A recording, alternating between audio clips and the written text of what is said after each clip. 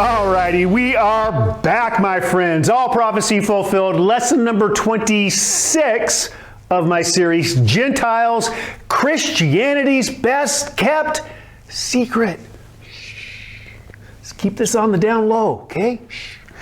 Okay, we have been in Revelation chapter 22, and we have looked at, number one, the healing of the nations, kind of the big picture. It's the what. It's the scope of the biblical hope, and the biblical hope was Israel's hope. And I know that bugs people. They're always like, man, you don't preach any hope for us, man. And I'm like, well, look, I'm sorry, but I'm not. I'm just focused in on the biblical hope of Scripture, and that is squarely laser beam focused on Israel's hope. The bottom line is that the only healing of the nations spoken of in Scripture that I can see is always in relationship to, it's always contextually tied to first covenant Israel. It was their healing of their fractured covenant world. And I demonstrated that, I believe, with many passages. I think that was last lesson. And then we looked at number two, the river of water of life. This is the how. This is how it would occur, how the healing would occur. This is the means to the end, if you will. In Israel's last days, this is how the nations, which Israel literally became, they literally became a people, a multitude, a great multitude of every tribe, tongue, people, and nation. Okay, and this is how they would be healed through this or by this river that brought life. This river was the new covenant gospel message going into all nations to which Israel had been scattered. It brought life to those made dead under law. So the only Gentiles, quote unquote, Gentiles within the gospel sites were Israelite Gentiles. And then today we are going to look at the curse. Number three, no more curse. So this is the why, I guess. This is the reason for the healing. Or maybe I think a better way to say is that this would be both the goal and this would be the end result of the healing. So after all is said and done, it would be redemption from the curse of the law, which is tantamount to saying, no more curse. Revelation 22, no more curse. So let me show you what I mean, and just for the sake of reminder, here's the passage that we have been looking at thus far. Revelation 22, 1 through 4. And he showed me a pure river of water of life, clear as crystal, proceeding from the throne of God and of the Lamb. In the middle of its streets and on either side of the river was the tree of life, which bore 12 fruits, each yielding in its fruit every month. The leaves of the tree were for the healing of the nations, and there shall be no more curse. But the throne of God and the Lamb shall be in it, and his servants shall serve him. They shall see his face, and his name shall be on their forehead. So, contrary to what the Christian fantasy version of the Bible has sold you, the curse is not. It is not some worldwide curse that has infected our physicality, and that all humanity has inherited after the fall of Adam, okay? Nor is the curse something that has affected the physical world itself, okay? Man, what a ridiculous, embarrassing doctrine for Christianity. It really is. All that is just made up crap. It's made up theology that was basically bent, molded, wrapped around the scriptures themselves. It's like Fantasy Island, folks. And let me just give you a very simple, a very biblical, a very contextual definition of the curse, and then I'm going to demonstrate it to you. It's just that simple. Are you ready? The curse was, not is, it was The curse of the Mosaic Law and Covenant. There you go. The curse was the curse of Israel's law and first covenant. That's it. Consider these verses. Jeremiah 11, verse 3. Tell them, Israel, tell them that this is what the Lord, the God of Israel, says.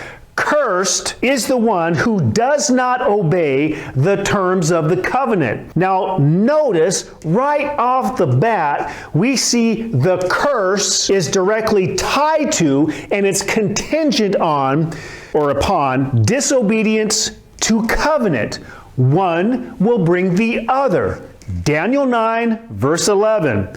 All Israel has transgressed your law and turned away, refusing to obey your voice. So the oath and the curse written in the law of Moses, the servant of God, has been poured out on us, because we, all Israel under law of Moses, have sinned against you. Again, the curse was poured out specifically on those who transgressed the law of Moses. Only Israel, all Israel, Daniel says, was guilty of this, thus under the curse. How about Isaiah 24, 4 through 6? A passage which is squarely, directly focused on Israel and their transgression of their law and covenant. So judgment is coming to Israel. Listen up. The earth mourns, or every time you see the word earth, you might want to plug in their land. That's really what it means. The earth mourns and fades away. The world languishes and fades away. The lofty people of the earth languish. The earth also polluted under its inhabitants because they, speaking about Israel, they have transgressed the laws. What laws? Well, same laws as Daniel 9, the law of Moses. Violated the statutes and broken the everlasting covenant. Therefore, the curse has devoured the earth, and those who dwell therein are found guilty. Therefore, the inhabitants of the earth are burned, and few men left. How about Deuteronomy 30, verse 1? When all these things come upon you, Israel, the blessings and the curses which I have set before you, Israel, and you call them to mind in all the nations to which the Lord your God has banished you to. So when Moses set out, the law before Israel, you know what he was doing? He was likewise setting out the blessings and the curses of the law. The law had potential and promise to bring both, or either and or. And when we know the story, as I like to call it, right? The entire story, the 30-foot view, the trajectory, as I like to say, then it becomes fairly obvious, doesn't it? That watching the story play out, that is to watch the long, sad, story of Israel toiling under the curse of the law because they continually transgressed the law. You see that? So how about Deuteronomy 27, verse 26? Cursed is anyone who does not uphold the words of this law. Which law? Well, it would be the Mosaic law, by carrying them out. Now, does that sound familiar to you? It might, because Paul quoted this to demonstrate the obvious point that I'm demonstrating right now. The curse was Israel's law. Galatians 3, verse 10. For all who rely on the works of the law are under a curse. Are under a curse. He only said it once. As it is written, cursed is everyone who does not continue to do everything written in the book of the law. He's quoting from Deuteronomy 27, verse 26. So, I don't want to oversimplify, but the truth is, it is so bloody simple. It is. It's so simple, and it's so bloody huge, and yet so many Christians, and quite frankly, so many full preterists, for some reason, are just totally, ignorant of this very simple, obvious fact, that the curse, as defined by Israel's prophets, as defined by the Bible itself, is the curse of the law, Israel's law. That's it. And I think I said it last lesson or the lesson before, the entirety of the biblical story, the biblical narrative, the entirety of it, it's founded on and it's predicated on the blessings and the curses of Israel's law. Transgress the covenant, break and forsake the law, and here come the curses. This is the whole reason that Israel was scattered into the nations. This fact, it sets the entire course of Israel's story. It sets the entire, trajectory for redemption. This is why they needed redemption. Because they were under the curse because they transgressed the covenant. Israel was under the curse through transgression, disobedience, idolatry, forsaking the law. Law. And, it's funny because, this whole series is on how Israel not only became, two nations, right? But how they actually became the nations. Remember Genesis 48 that we've talked about a million times? They literally became, according to the story, a great multitude, that no one could count, from every tongue, tribe, people, and nation, right? As a result of their scattering, which was a result of the curse. Their curse. So in the same way, and this is interesting, not only was Israel under a curse or the curse, they literally became a curse. Zechariah 8:13. And it shall come to pass that just as you, Israel, were a curse among the nations, O house of Judah and house of Israel, so I will save you, and you shall be a blessing. So look, they were a curse among the nations, because only they, out of all the nations that they were among, had been given Yahweh's law. Psalm 147, 19 and 20. I think I've referenced that exactly 8,000,001 times this series. So the curse was theirs. And it was theirs alone. It belonged to them. Now, first off, here in Zechariah 8:13, here's what Yahweh's not saying, because so many people make this jump. Yahweh here is not saying that Israel, was going to be some kind of a curse to the other nation and kind of infect them with their curse so that the other nations were under a curse as well. No, that's not what he's saying. It was their curse, Israel.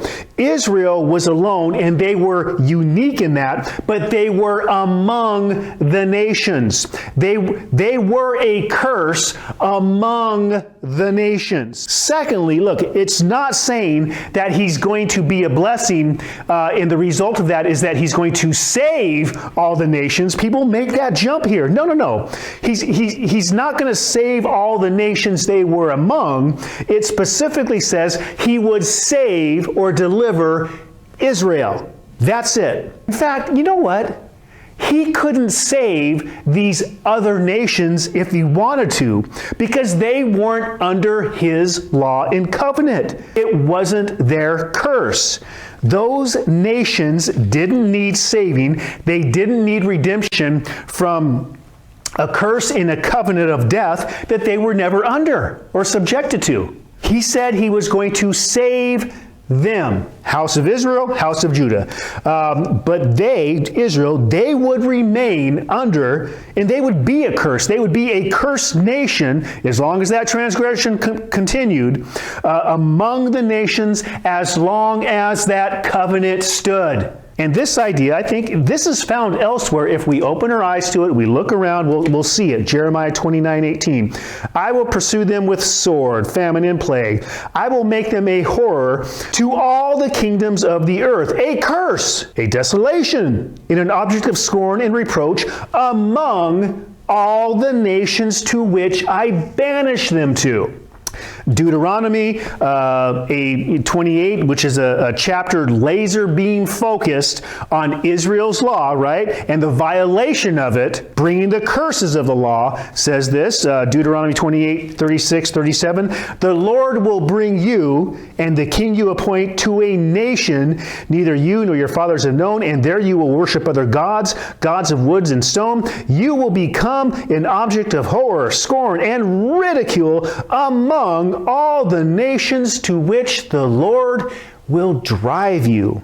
But there's always good news. I think I've talked about that. You gotta have the good news of the redemptive coin. You got the good news, the bad news. You got the scattering, driven out, cast out, cut off among the nation. But what's the good news? The gathering, scattering, gathering, right? Okay, so the good news. Look at it this way. Maybe you've never looked at it this way. This is here's one perspective. The Bible is kind of like a great, big, epic love story. You know that, right? That's what it is. I'm not kidding you. It's an ancient love story between a God, Yahweh, and the people that He created and He covenanted with. He made some promises to them, and by golly, if He's going to have anything to say about it, it's going to have a happy ending, right? And you know what? It does. And we see that happy ending in Revelation, don't we? Okay. So, it's kind of like a Hallmark Christmas movie, only it's actually rated more like NC-17 because it's got a crap ton of war, blood, murder, sex, betrayal, and genocide. But other than that, it's like a great, big, epic love story. Okay? Like that analogy? It is. It really is. See, according to the prophets, Israel's story under law, it would turn from cursing to blessing. So there's your love story. Ultimately, redemption. Boom. Ultimately, the guy's going to get the girl. Ultimately, God's going to get His people. Ultimately, those of faith are going to get their God, right? Salvation, ultimately, a love story.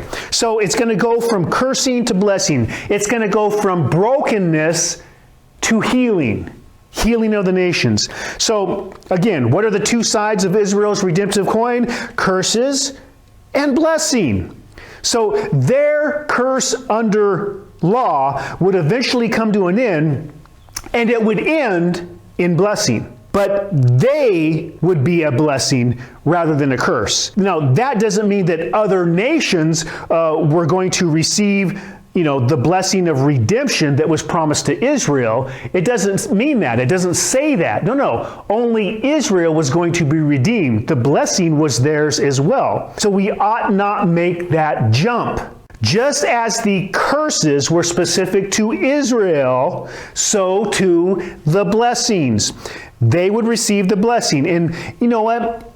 Maybe that's because the new covenant, think about it, the new covenant it brought the exact opposite of the first covenant, because the first covenant brought death and curse, but the new covenant would bring life and blessing. Death and curse, life and blessing. Now, I do realize that the first covenant, it could potentially bring blessing, right? Because you had the blessings and the curses. But let's be honest with ourselves. Did it ever really bring blessing? Well, not really, because the story of Israel, the story of first covenant Israel, you know what it is? It's a story of Israel's ongoing transgression of the covenant. That's what it is, which brought the curse time after time after time after time, as Cyndi Lauper would explain. It brought the curse, but only until the transgression would be finished. Daniel 9:24. That's when the transgression would end. And that's what it's about. But until then, they were under the curse of the covenant. So their blessing would not come until the offer of the new covenant and subsequent fulfilling of the first covenant and the law via Christ, which would render that covenant obsolete, thereby removing the curse of the covenant. No covenant with the curse, no curse. Voila. So, okay, so just like I explained, how exactly was the curse removed? Galatians 3:13. Christ has redeemed us from the curse of the law, having become a curse for us. For it is written, "Cursed is everyone who hangs on a tree." So who's the us being redeemed and having their curse removed? Well, it's the same people, like in Zechariah 8 that we read here, that were being saved, that were being delivered. House of Israel, house of Judah, among the nations. It was their curse. They were being redeemed. How about Galatians 4:4? But when the fullness of time had come, God sent forth his Son, born of a woman, born under the law, to redeem those who were under the law, that we might receive the adoption of sons. Again, this is just confirming what Galatians 3:13 just said and what the prophets have said time and time again. So imagine that. You've got redemption, removal of the curse. Everything is tethered to Israel's law in those under it. Israel.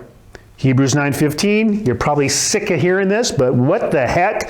I'll say it again. He is a mediator of a new covenant by means of death for redemption of the transgressions under the first covenant, that those who are called may receive the promise of eternal inheritance. So, folks, redemption is tantamount, it's the same thing really as no more curse. That's what redemption is, removal of the curse. And the only redemption that Christ mediated, according to Hebrews 9 here, was for their imputed sins and transgressions under that first covenant. Christ, the last Adam, dealt with the transgression that began with or in Adam, it goes back to Genesis, and removed the curse which began with the first Adam.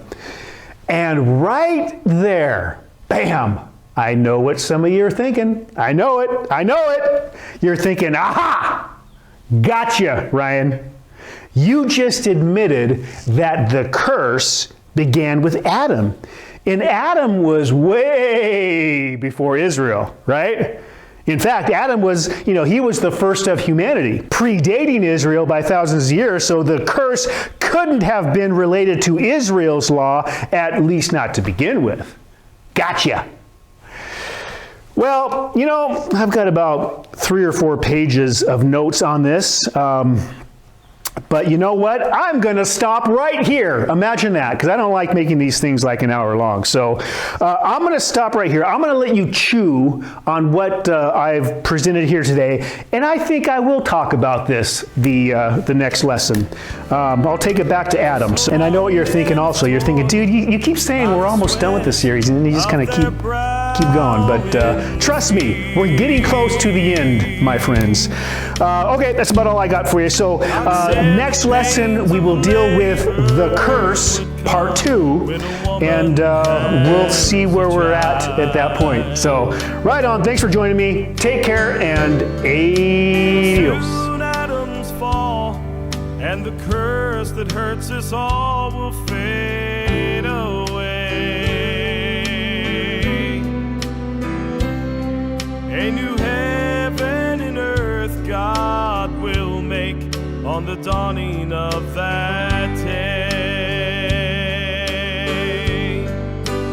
When the curse is gone, peace will flow like